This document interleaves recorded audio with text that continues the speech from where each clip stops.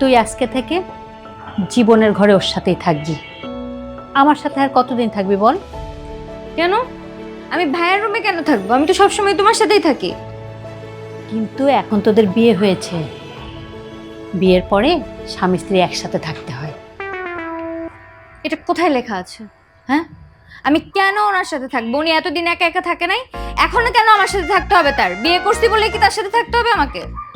শোনো পাগলি মেয়ের কথা, বিয়ের পরে সব মেয়েরাই স্বামীর সাথে থাকে। আমি তোমার ছেলের সাথে ওই রুমে যাব না। তোমার ছেলে আমার সাথে মারামারি করে, পরে আমাকে মারবে ধরে।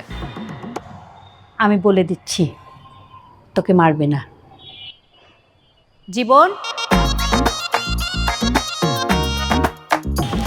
হ্যাঁ মা বলো। শোন, তুই পুতুলকে তোর ঘরে নিয়ে যা। খবরদার তুই ওর সাথে ঝগড়া করবি না। জামা,